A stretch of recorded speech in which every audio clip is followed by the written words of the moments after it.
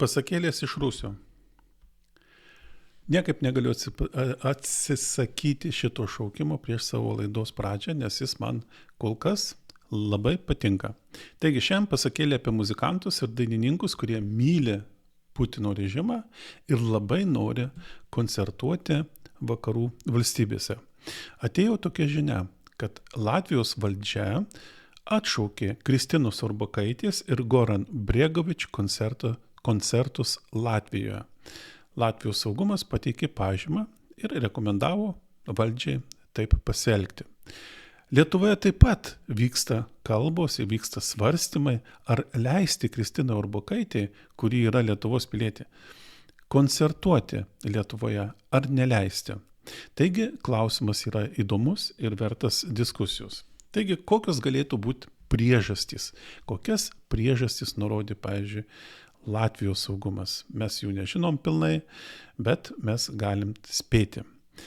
Tai pirma priežastis, pagalvokime kad tai galėtų būti kerštas, valdžios kerštas. Taip, kad jeigu jūs, dainininkai ar muzikantai, koncertavote, pavyzdžiui, Kryme, jeigu jūs viešai pasisakėte už Putino režimą ar palaikote karą Rusijos Ukrainoje, tai tuomet nėra ką jums šiandien veikti. Mes jums keršysim.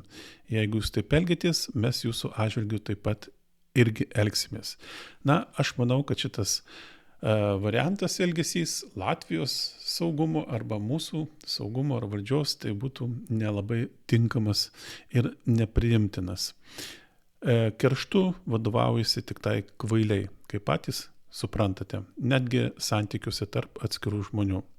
Taigi, kokia turėtų būti kita priežastis? Tai grėsmė valstybės saugumui. Tokia. Pavyzdžiui, įsivaizduokite, kad mes esame kartu saugumo darbuotojai ir valdžia kreipiasi į mus ir klausia, ar uždrausti Kristinos Orbakaitės ir Gorano koncertus Lietuvoje, kaip mums pasielgti. Tai pirmas dalykas, ką mes darytume, mes susirinktume informaciją apie šiuos asmenis iš viešai prieinamų šaltinių. Interneto, aišku, tai viešos prieigos šaltinių internete. Mes domėtumės kokią informaciją. Ar jie viešai yra išsakę kažkokią tai palaikymą Putino režimui? Jeigu išsakė, kad jie remia Putino režimą, tai kaip jie išsakė, ką jie pasakė, kada jie pasakė ir kur jie pasakė. Tai yra labai svarbu. Ar jie duodami interviu apie tai kalbėjo, kad remia Putino režimą ir remia Rusijos karą Ukrainoje, kad Ukrainą reikia sutvarkyti, patvarkyti, nubausti ir denacifikuoti ir taip toliau ir panašiai. Šitą informaciją reikėtų surinkti. Antra, rinktume informaciją iš viešų šaltinių apie tai, kokiuose renginiuose jie dalyvavo. Jeigu tie renginiai buvo propagandiniai, tai yra tam tikrų dienų minėjimą arba tam tikrai auditorijai, kaip čia SVO dalyviams, ir tie renginiai buvo surengti ir tas asmuo juose dalyvavo, tai reiškia, jisai dalyvavo valdžios organizuotose propagandiniuose renginiuose, tuomet tai šita informacija taip pat yra svarbi. Taigi mes ją susirinkom ir ją turim. Dabar verslininkai, kurie organizuoja koncertą, jie neklausia valdžios, ar galima organizuoti, ar negalima organizuoti. Jie organizuoja, jie reklamuoja, kad tada ir tada įvyks koncertas. Ir kada šitas procesas prasideda, tada mes galim daryti dar kitus žingsnius. Pavyzdžiui, galim žiūrėti, kas vyksta socialiniuose tinkluose ir vertinti tą informaciją. Jeigu socialiniuose tinkluose prasidėjo arši kova tarp radikaliai nusiteikusių prorusiškų asmenų ir radikaliai nusiteikusių antirusiškų asmenų, tada matosi, kad įtampa jau didėja. Tai žmonės, kurie atvyks koncertuoti, yra šitiems svarbus ir įdomus ir dėl to sukelia štai tokius neramumus socialiniuose tinkluose. Toliau, kadangi mes esame saugumas, Tai mes turim visas galimybės rinkti informaciją apie mus dominančius asmenis, asmenų grupės, ypatingai tos, kurios mūsų manimų remia ir palaiko prorusišką Putino režimą.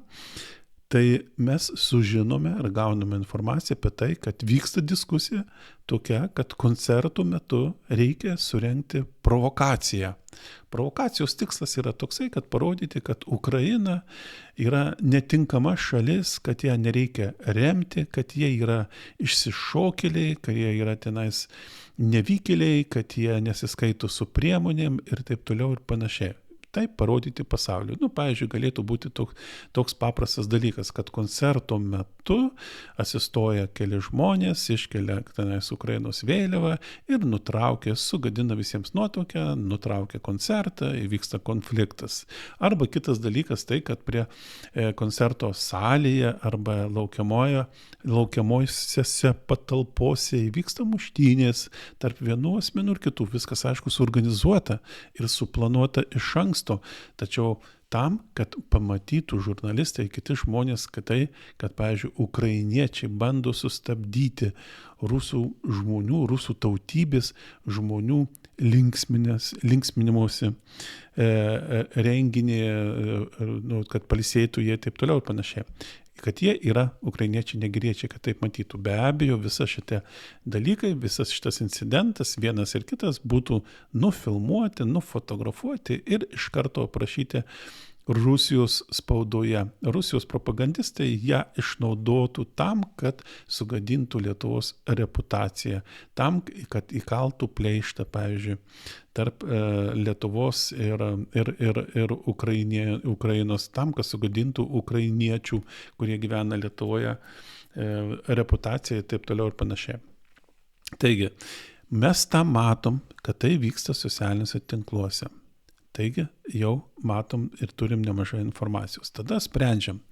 Gerai, jeigu socialiniuose tinkluose yra tokia didelė įtampa, jeigu tie asmenys, kurie atvažiuoja viešai remia prorusišką pasaulį, tai rusišką pasaulį, Putino režimą, ir jų atvažiavimas jau kelia tokios sumaištis ir tuo labiau, kad yra rengiamas kažkokios tai provokacijos tam, kad paskui jas išnaudot.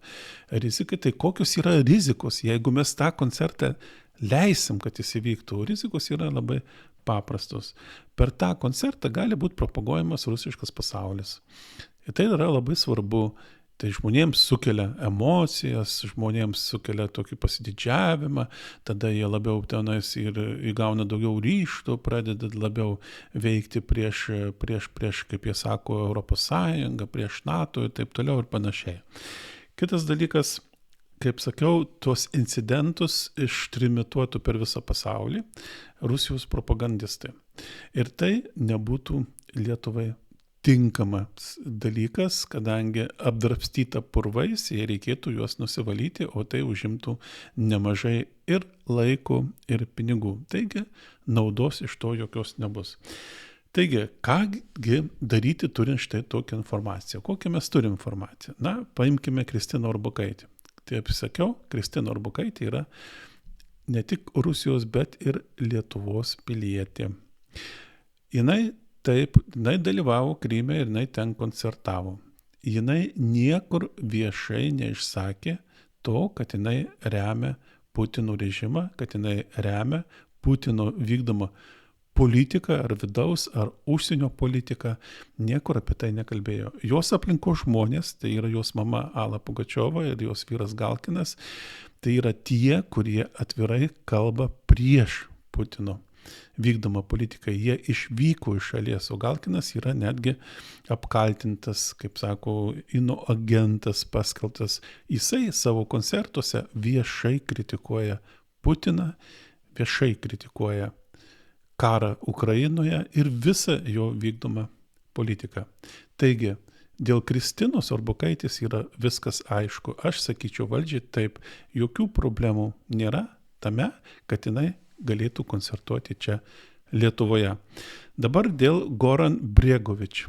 Bregovič, tai yra Bosnijos Hercegovinos pilietis, jisai gyvena Prancūzijoje, bet mes, kada rinkome informaciją, surinkome štai tokį, kad jam buvo uždrausta koncertuoti, tiksliau atšauktas jo koncertas Varšuvoje, Lenkija, vien tik dėl to, kad jisai labai daug kalbėjo, jis viešai pasisakė, kad jisai remia karą, kad jisai remia Putino režimą. Jisai viešai pasisakė apie tai. Moldavija neįleido jam atvažiuoti į savo šalį vien tik dėl jo pasisakymų viešų, vien tik dėl jo politinės pozicijos ir taip toliau. Latvija irgi atšaukė jo koncertus. Tai be abejo, pasižiūrėjus ir matant tai, kad jisai ne tik Kryme, Sevastopolė koncertavo, tenais nuvažiavo, sakė, kokia didį yra Rusija, kokia jinai teisingai, kaip jinai viską gerai daro, o vėliau jisai viešai kalbėjo apie karą, Ukraina smerkė Ukrainą ir vakarus ir palaikė Rusiją, tai be abejo tokio asmens čia nereikia, nes jisai iš tikrųjų sukeltų nereikalingas įtampas visuomeniai, o mums to tikrai nereikia. Štai tokia mano pozicija šiuo paprastu klausimu. Ačiū uždėmesi.